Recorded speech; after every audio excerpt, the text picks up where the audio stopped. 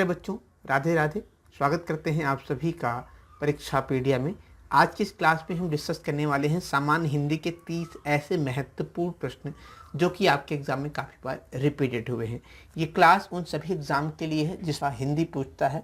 हमने यहाँ पे सभी टॉपिक को कवर किया है। तो चलिए ज़्यादा लेट ना करते हुए वीडियो सेशन को शुरू करते हैं। और आज का ये पहला प्रश्न आपकी स्क्रीन पर रहा। य, र, ल, व किस वर्ग का व्यंजन है? तालव्य, उष्म, अंतस्थ या ओष्ठ? तो अगर हम बात करें य, र, ल, व ये किस वर्ग का व्यंजन है, तो ये व्यंजन है प्यारे बच्चों, ये अंतस्थ व्यंजन। किसका? अंतस्थ व्यंजन। हम जाएंगे ऑप्शन नंबर जो है सी के साथ। प्यारे बच्चों, यहाँ पे बात आती है कि व्यंजन होता क्या है। तो आपको बता दें, जिन व्यंजनों का उच्चारण करते समय जीभ मुंह के किसी भी भाग को पूरी तरह से स्पर्श नहीं करता है, उन्हीं को हम क्या कहते हैं? अंतस्थ व्यंजन। या हम कह सकते हैं जिनका उच्चारण मुंह के भीतर से कई स्थानों से होता है, उन्हीं को हम क्या कहते हैं? अंतस्थ व्यंजन। तो य, र, ल, व, आप य, र, ल, व पढ़िए तो इनका उच्चारण स्थान जो है मुख के अंदर कई भागों से होता है, इनको हम क्या कहेंगे? अंतस्थ व्यंजन। अच्छा, ये तालव्य व्यंजन में कौन कौन से वर्ड आते हैं? तो ये छ आता है, छ, ज, झ, य, ये क्या है? ये तालव्य है। अगर हम उष्म व्यंजन की बात करें तो उष्म व्यंजन में आपका स, ह, स, ह, ये क्या आते हैं? ये उष्म व्यंजन आते हैं। अगर हम ओष्ठ व्यंजन की बात करें तो ओष्ठ व्यंजन में क्या आते हैं? प, फ, ब, भ, म और म। ये किस में आते हैं? ये ओष्ठ व्यंजन में आते हैं। किसी अधिकारी को पत्र लिखना हो तो संबोधन किया जाता है। बहुत महत्वपूर्ण प्रश्न है प्यारे बच्चों कि जब हम किसी अधिकारी को पत्र लिखते हैं तो क्या कह के संबोधन करते हैं पत्र में? माननीय महोदय, प्रिय मित्र, पूजनीय या प्रिय आत्मज। तो किसी अधिकारी को जब हम पत्र लिखते हैं तो माननीय महोदय करके लिखते हैं। ऑप्शन नंबर हम जाएंगे ए के साथ। जब कोई मित्र पत्र लिखता है तो प्रिय मित्र कह के लिखता है, और जब कोई जो है गुरु को पत्र लिखता है तो आदरणीय करके लिखा जाता है। और जब एक पिता अपने पुत्र को पत्र लिखता है तो प्रिय आत्मज करके लिखता है।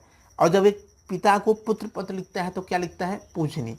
जयशंकर प्रसाद की कौन सी कृति नहीं है? तो जयशंकर प्रसाद की कौन सी कृति इसमें से नहीं है, आप हमें बताएं। राग दरबारी, ध्रुव स्वामिनी, चंद्रगुप्त या स्कंदगुप्त? तो जयशंकर प्रसाद की इसमें से जो कृति कौन सी नहीं है? राग दरबारी।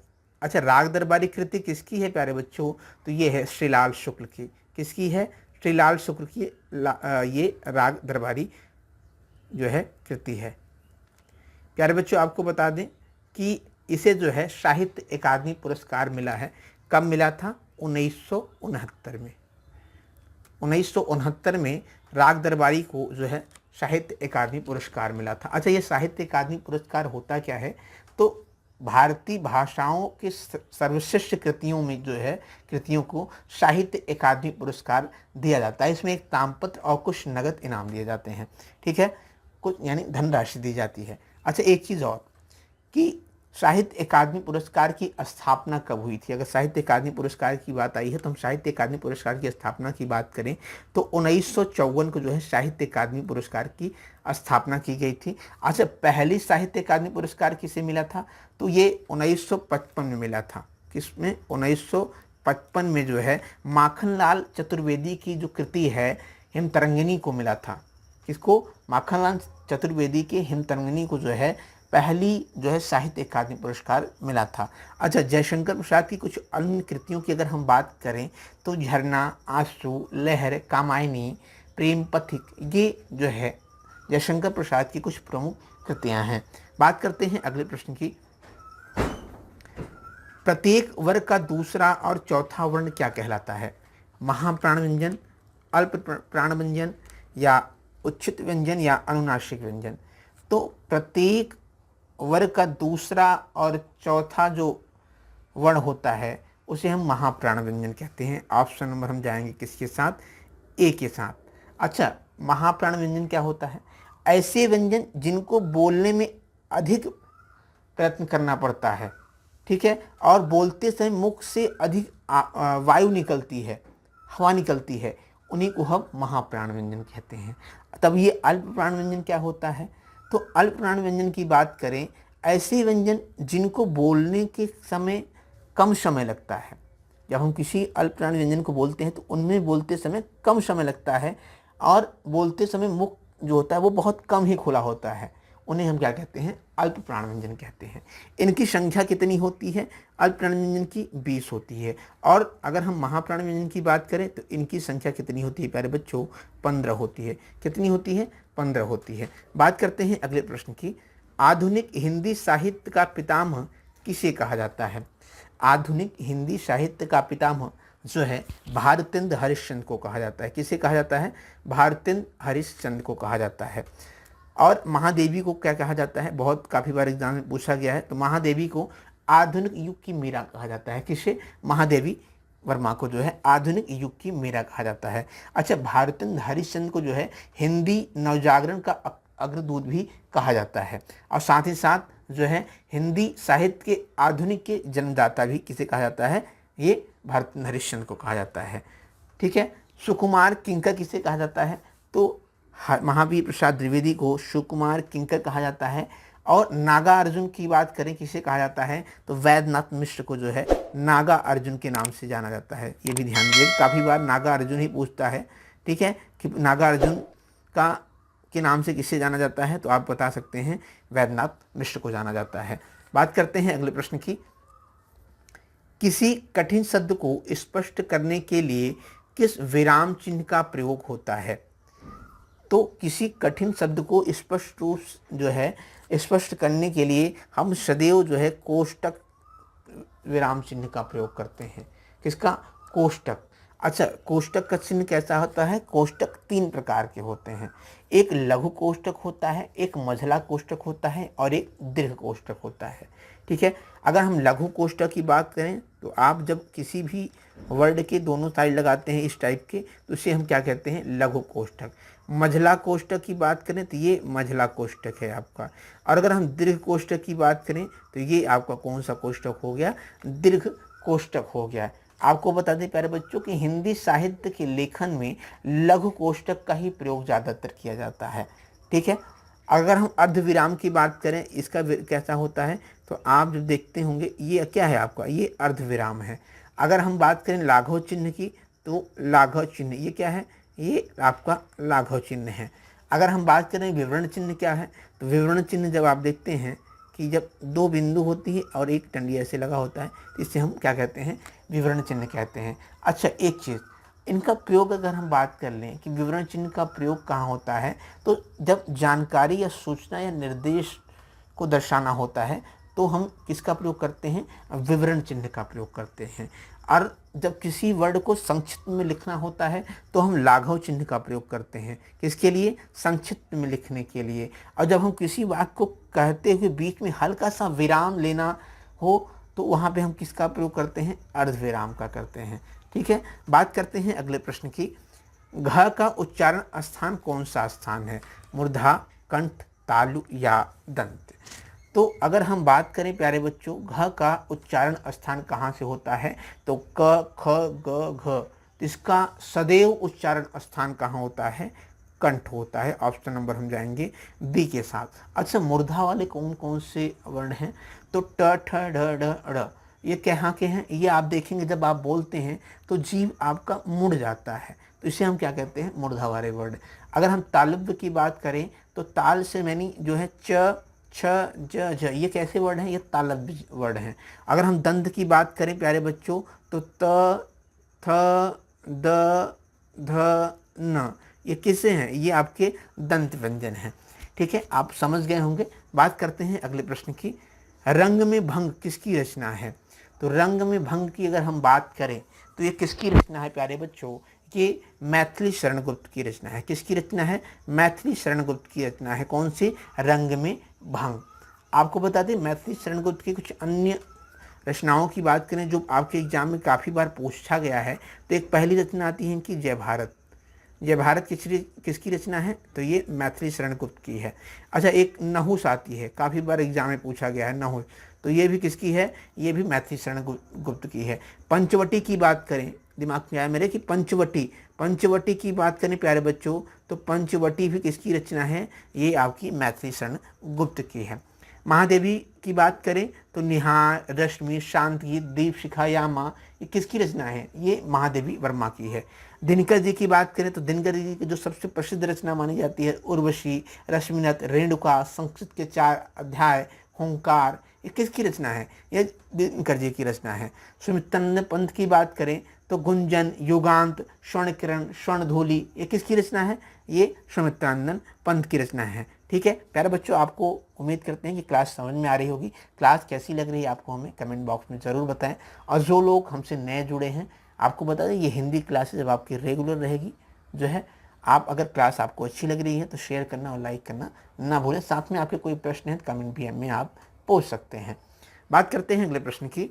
मुनि श्रेष्ठ का उचित समास विग्रह क्या होगा, मुनियों में श्रेष्ठ होगा। ये कौन सा समास अगर आपसे पूछ ले तो प्यारे बच्चों ये तत्पुरुष समास है। कौन सा, तत्पुरुष समास। बात करते हैं अगले प्रश्न की।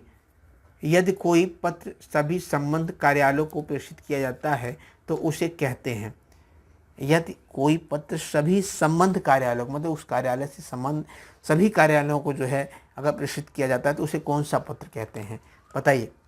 उसे हम कहते हैं परिपत्र कहते हैं। क्या कहते हैं, परिपत्र कहते हैं।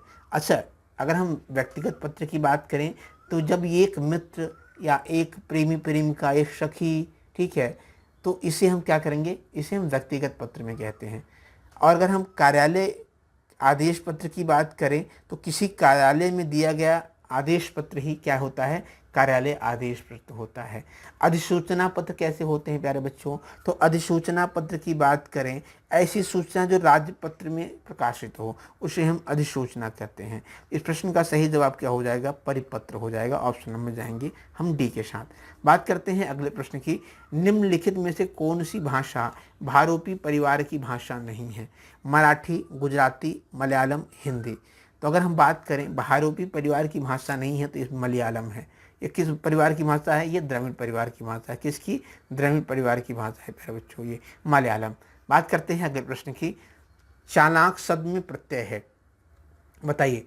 चालाक शब्द में प्रत्यय है तो चालाक शब्द में प्रत्यय क्या है, आँख है। ठीक है, चालाक में प्रत्यय क्या है, आँख है। ऑप्शन नंबर हम जाएंगे ए के साथ। बात करते हैं अगले प्रश्न की प्यारे बच्चों। तुलसी और सूर्य की रचनाओं के आधार पर रस कितने प्रकार के होते हैं, 11, 19, 10 या 12। तो तुलसी और सूर्य की रचनाओं के आधार पर अगर हम रसों की बात करें तो ये कितनी होती हैं, 11 रस होते हैं। कितनी, 11। ऑप्शन नंबर जाएंगे हम ए के साथ। बात करते हैं अगले प्रश्न की। प्रेमचंद हिंदी के सर्वोत्तम कहानीकार हैं, रेखांकित विशेषण का प्रकार बताइए। संख्यावाचक, परिणामवाचक, व्यक्तिगत वाचक, गुणवाचक। आप देखिए इसमें क्या क्या रहा है। प्रेमचंद हिंदी के सर्वोत्तम कहानीकार हैं तो ये क्या बता रहा है, प्रेमचंद की क्या बता रहा है, प्रेमचंद जी के गुणों की बात कर रहा है। तो यहाँ पे कौन सा हो जाएगा, गुणवाचक जो है विशेषण हो जाएगा। ऑप्शन नंबर जाएंगे डी के साथ। बात करते हैं अगले प्रश्न की। अजय जयपुर से दिल्ली जा रहा है, इस वाक्य में कारक है। अजय जयपुर से दिल्ली जा रहा है। प्यारे बच्चों पहले हम बात कर लेते हैं कि कारक होते कितने हैं। तो कारक की बात करें तो कारक कुल 8 प्रकार के होते हैं। कितने, 8 प्रकार के कारक होते हैं प्यारे बच्चों। कौन कौन से कारक होते हैं, कर्ता कारक होता है आपका पहला आता है, उसके बाद कर्म कारक आता है, कर्म के बाद आता है आपका करण कारक आता है, करण कारक के बाद आता है संप्रदान कारक आता है, संप्रदान के बाद आता है प्यारे बच्चों आपका जो है अपादान कारक आता है, अपादान कारक के बाद आता है आपका जो है क्या कहते हैं कि संबंध कारक, अधिकरण कारक और संबोधन कारक। ये कुल कितने कारक होते हैं, ये कुल होते हैं प्यारे बच्चों 8 कारक। अब सबके एक लोप चिन्ह होता है, जो कारक चिन्ह जिसे हम कहते हैं, सबका एक अलग अलग चिन्ह होता है। जैसे कर्ता कारक, तो कर्ता कारक का ने चिन्ह हो गया, क्या हो गया, ने हो गया। कर्म कारक का को हो गया।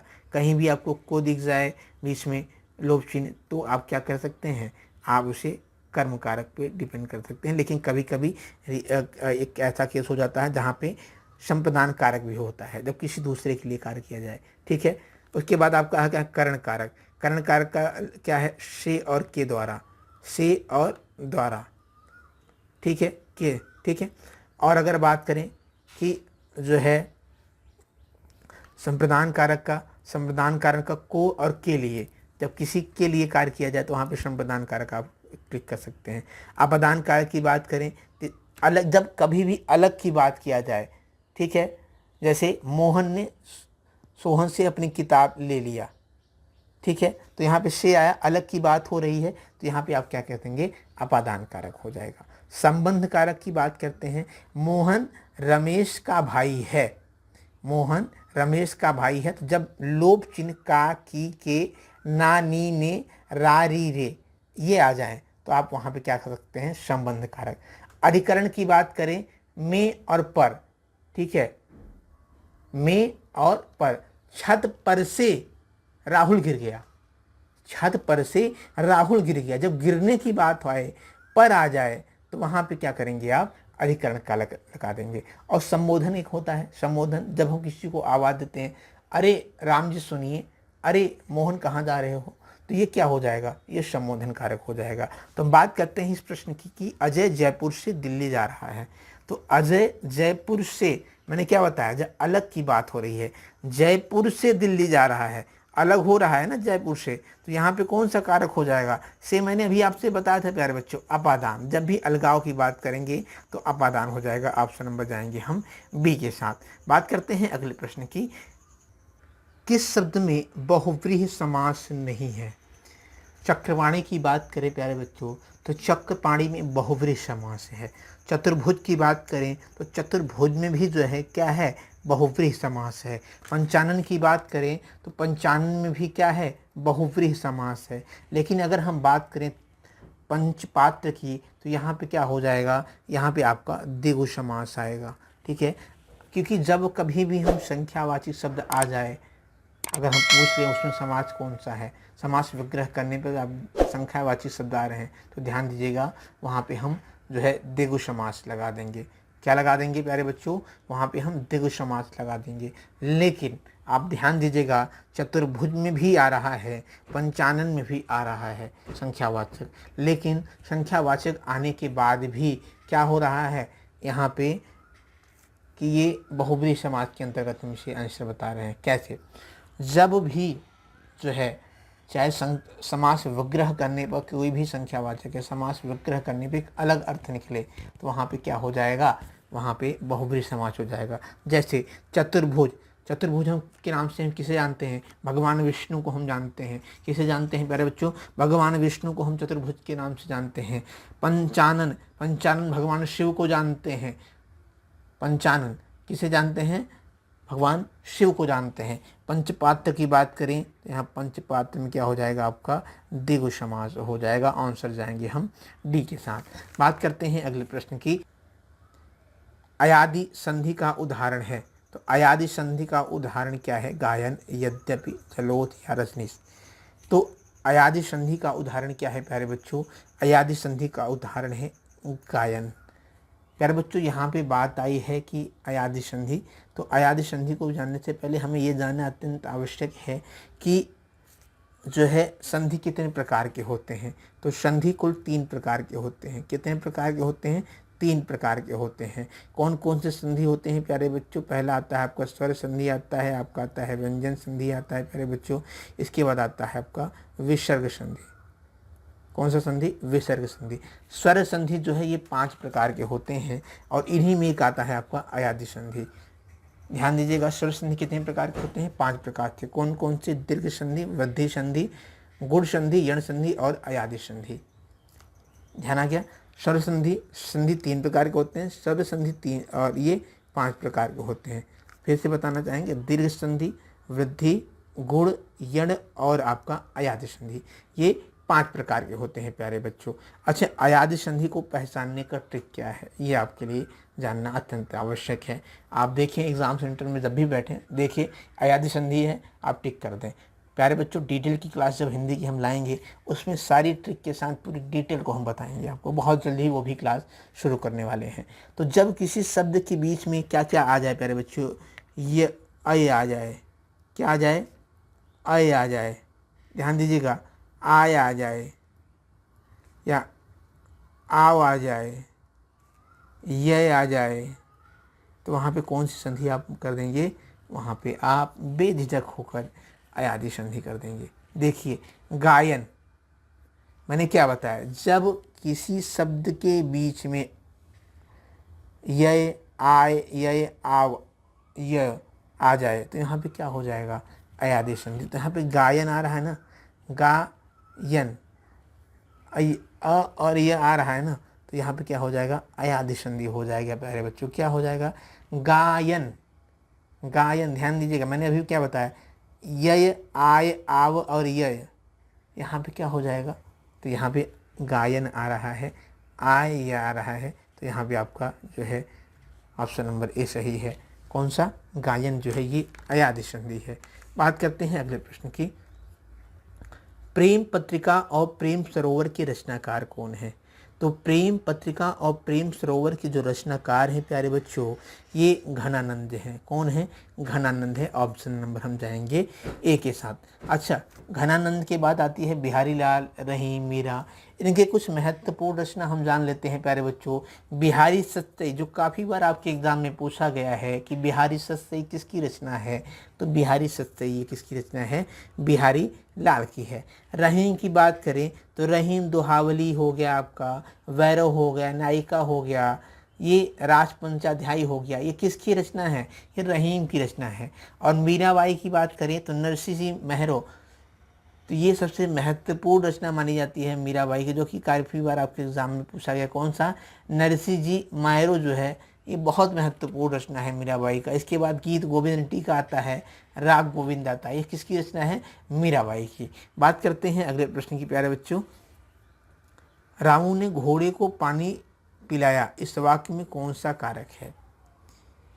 रामू ने घोड़े को पानी पिलाया, इस वाक्य में कौन सा कारक है, पूछ रहा है। तो रामू क्या कर रहा है प्यारे बच्चों, किसी कार्य को कर रहा है। अब अभी मैंने आपको बताया प्यारे बच्चों, जब कार्य को करने की बात आ जाए तो वहाँ पे क्या करेंगे, हम सीधे कर्म कारक कह रहा है। ऑप्शन नंबर हम जाएंगे डी के साथ। ये कारक कितने प्रकार के होते हैं, मैंने भी आपको बता दिया है, कारक कुल 8 प्रकार के होते हैं। ठीक है प्यारे बच्चों, बात करते हैं अगले प्रश्न की। तेजस्वी का विलोम क्या होगा। तो तेजस्वी का विलोम क्या होगा प्यारे बच्चों, तो तेजस्वी का जो विलोम होगा निस्तेज होगा। ऑप्शन नंबर बी आपका सही है। बात करते हैं अगले प्रश्न की। आलस शब्द का विशेषण क्या है। तो आलस्य शब्द का विशेषण की अगर हम बात करें तो आलसी, आलसी जो है ये किसका विशेषण है, आलस्य शब्द का विशेषण है। बात करते हैं अगले प्रश्न की। निम्नलिखित में से तद्भव कौन सा है, वस्त्र, रात्रि, सर्व या पंख। अगर हम तद्भव की बात करें तो पंख है, ये क्या है, ये आपका तद्भव है।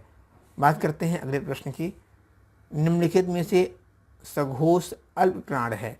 तो निम्नलिखित में से सघोष अल्प प्राण की बात करें तो ये कौन सा हो जाएगा प्यारे बच्चों, ये हो जाएगा द क्या है, सघोष अल्प प्राण हो जाएगा प्यारे बच्चों। बात करते हैं अगले प्रश्न की। दयानंद पत्रालय में प्रयुक्त संधि का नाम क्या है। दयानंद और पत्रालय में जो है कौन सी संधि है, पूछ रहा है प्यारे बच्चों। तो यहाँ पे कौन सी संधि हो जाएगी, दीर्घ संधि हो जाएगी। बात करते हैं अगले प्रश्न की। रमणी में कौन सा प्रत्यय है। तो रमणी में हमेशा नी प्रत्यय लगता है, ऐनी। ठीक है, ऑप्शन नंबर हम जाएंगे डी के साथ। बात करते हैं अगले प्रश्न की। कार्यालयी पत्रों की भाषा होती है। तो कार्यालयी की पत्रों की जो भाषा होती है वो सदैव औपचारिक भाषा होती है। ऑप्शन नंबर हम जाएंगे ए बी के साथ। बात करते हैं अगले प्रश्न की। ऊ कैसा स्वर है, हंस स्वर, दीर्घ स्वर, लघु स्वर या उच्च स्वर।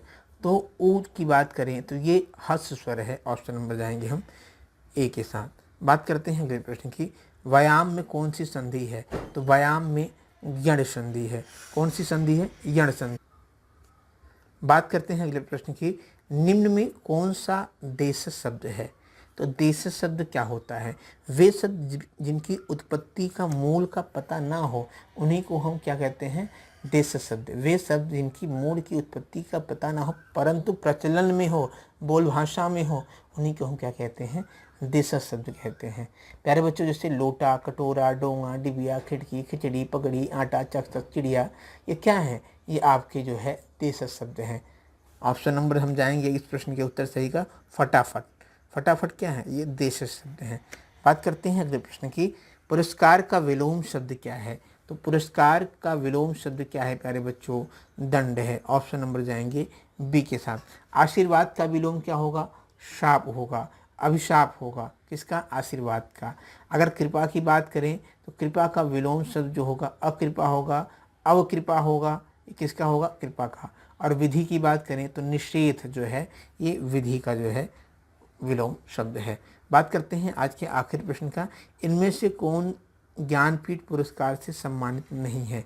प्यारे बच्चों, भी मैंने बताया कि ज्ञानपीठ पुरस्कार होता क्या है, तो एक बार फिर से बताना चाहेंगे। ऐसा ज्ञानपीठ पुरस्कार हिंदी भाषा के क्षेत्र में सर्वश्रेष्ठ पुरस्कार माना जाता है और ये पुरस्कार सर्वश्रेष्ठ कृति को दिया जाता है। ठीक है, अगर यहाँ पे हम बात कर लें तो इनमें से कौन ज्ञानपीठ पुरस्कार से सम्मानित नहीं है? तो हजारी प्रसाद ये सम्मानित नहीं है। राहुल सिंह सकृत्यान की बात करें तो 1958 में इनको मिला था। किसके लिए प्यारे बच्चों? 1958 में मध्य एशिया का इतिहास के लिए इनको जो है साहित्य अकादमी पुरस्कार मिला था। सुमित्रानंद पंत की बात करें तो 1960 में इन्हें काला और बूढ़ा चाँद के लिए मिला था, काव्य है जिनकी। और रामधारी सिंह दिनकर की बात करें तो 1959 में जो है संस्कृत के 4 अध्याय के लिए इनको साहित्य अकादमी पुरस्कार मिला था। बच्चों, उम्मीद करते हैं क्लास आपको समझ में आई होगी। क्लास कैसी लगी आप हमें कमेंट बॉक्स में ज़रूर बताएं। साथ ही साथ अगर आप कोई सजेशन हमको देना चाहते हैं वो भी आप हमें कमेंट बॉक्स में दे सकते हैं। मिलते हैं अगली क्लास में, तब तक के लिए धन्यवाद। जय हिंद, वंदे मातरम।